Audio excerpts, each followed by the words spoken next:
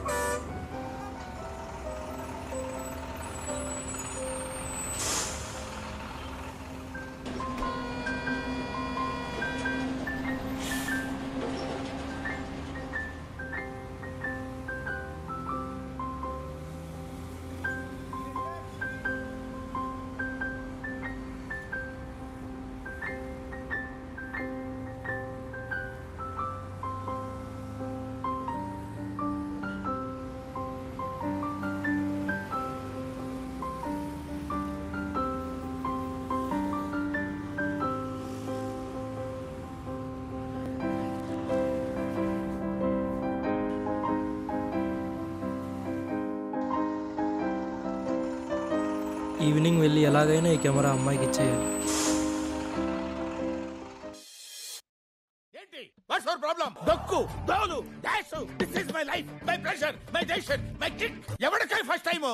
Hi bro. Excuse me bro. Hello bro. Hey hi. మీకు ఈ అమ్మాయి ఎవరో తెలుసా? తెలుసు. ఒకసారి పిలుస్తారా? ఓకే 1 సెకండ్ కాల్ చేస్తాను. నీకోసం ఎవరో వచ్చారు ఇక్కడికి. ఓకే 1 సెకండ్ వెయిట్ చేయండి, తను వస్తుంది. Okay thank you.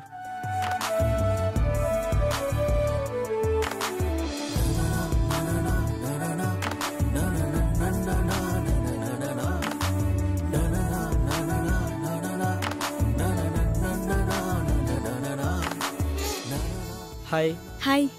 ఈ కెమెరా మీదేనా? Yeah, this is mine. Thank you so much. అది జస్ట్ కెమెరానే కదా, దానికెందుకు అన్ని థ్యాంక్ యూలు? Can you please shut up? అది I'm so sorry.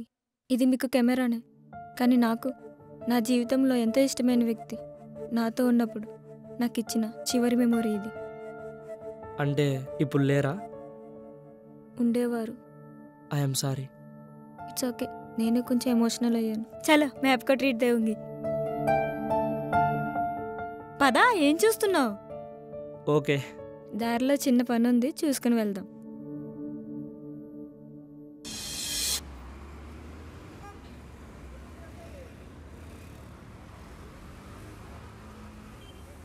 Thank you. అవును, నా అడ్రస్ నీకెలా తెలిసింది? అది నేను క్యామ్లో మీ ఫొటోస్ చూశాను. అన్ని ఫొటోస్ చూసేసావా? అలా ఎలా చూస్తావు నా పర్సనల్ ఫొటోస్ని? I'm sorry. నీకో విషయం చెప్పనా? నాకు క్యామ్ దొరికితే నేను అలానే చేస్తాను. మీకు ట్రావెలింగ్ అంటే ఇష్టం కదా? అంటే ఫొటోస్లో చూశాను. మనకు పరిచయం లేని ప్రపంచాన్ని, ప్రశాంతతను పరిచయం చేసే ప్రయాణం అంటే ఎవరికి ఇష్టం ఉండదులేండి. నాకు అలాంటి ఒక చిన్న ట్రావెలింగ్ చేయాలని ఆశ. లడాక్ నుండి కన్యాకుమారి వరకు. వెళ్తానో లేదో. మీరు ఏదో ఒక రోజు వెళ్తారులే. మేబీ ఎవరైనా స్పెషల్ పర్సన్తో వెళ్ళాలని రాసిపెట్టుందేమో. మీ లైఫ్లో ఎవరైనా ఉన్నారా special person? Girlfriend, lover, etcetera etcetera? నాకెవరూ లేరు. నేను ఒక ఒంటరి వాణ్ణి.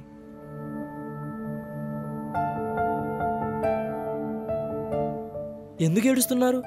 ఏమైంది చెప్పండి.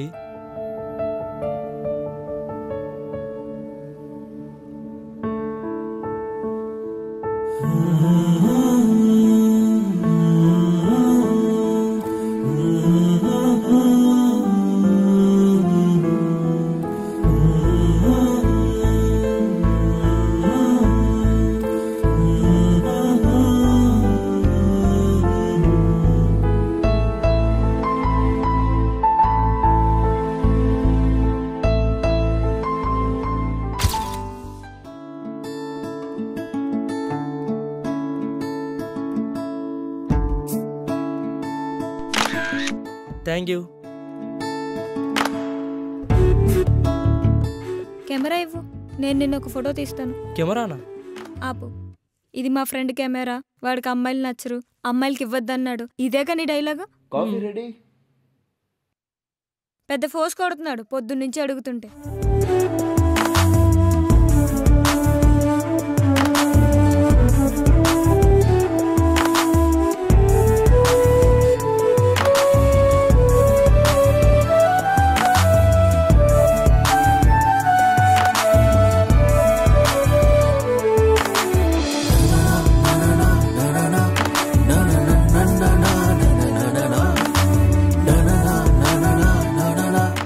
Happy birthday.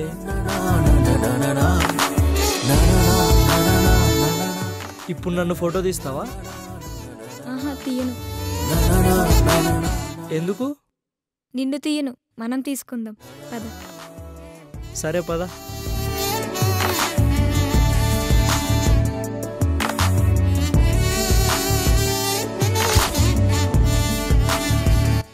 ఈ యాంగిల్లో నేను చబ్బీగా ఉన్నాను, అట్నుంచి తీ.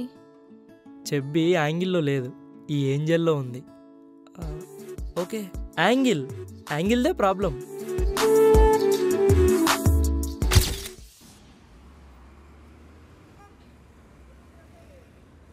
ఇవన్నీ నాకెందుకు గుర్తులేవు? Happy birthday. Thank you.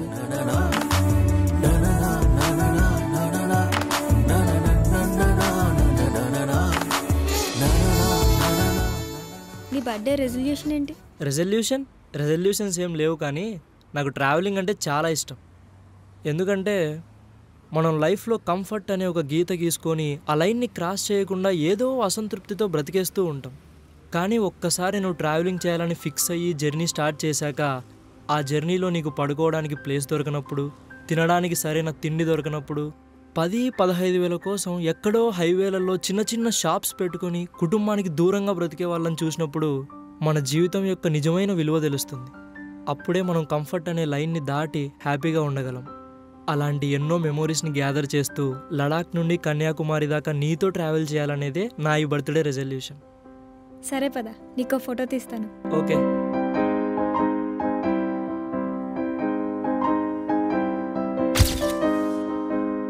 ఓకేనా? ఆగు, కదలకు.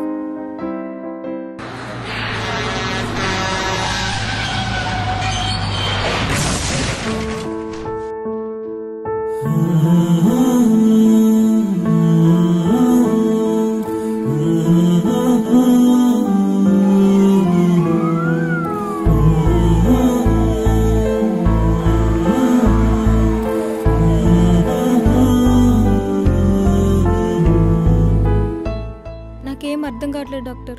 తన లైఫ్లో జరిగిన ప్రతి విషయం తనకు గుర్తుంది, ఒక్క నేను తప్ప. ఎందుకు?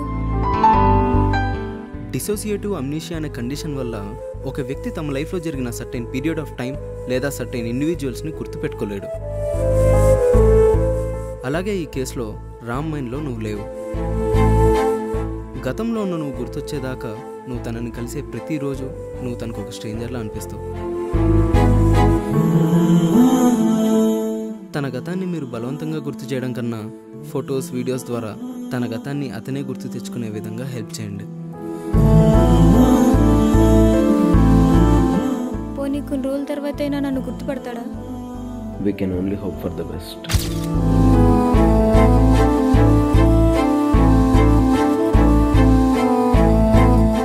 It's okay, don't take stress, time తీసుకో. ఎన్ని రోజుల నుండి ఇలా? 5 months. నేను నార్మల్ అవుతానో లేదో తెలియనప్పుడు నువ్వెందుకు ఇంకా నాతోనే ఉన్నావు?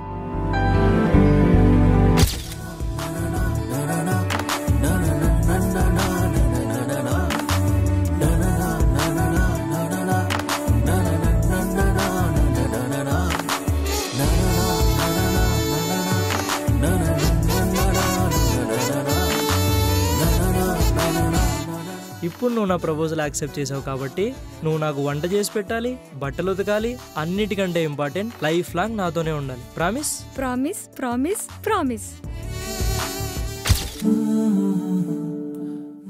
ఏం ఆలోచిస్తున్నావు? ఒకవేళ నేను నిన్ను రేపు పొద్దున్నే గుర్తుపట్టకపోతే నువ్వెంత బాధపడతావో అని ఆలోచిస్తున్నా. ఇట్స్ ఓకే, ఏం జరిగినా పర్లేదు, నేనున్నా కదా, ఓకేనా? ఒకవేళ నేను నిన్నెప్పటికీ గుర్తుపట్టలేకపోతే? గుర్తు చేయడానికి నేనున్నా కదా. ఎంత టైం అయినా, ఎంత కష్టమైనా పర్లేదు, నువ్వు నన్ను గుర్తుపట్టే రోజు కోసం నేను వెయిట్ చేస్తూ ఉంటాను.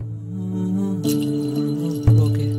Love in the air, love in the air, love in the air.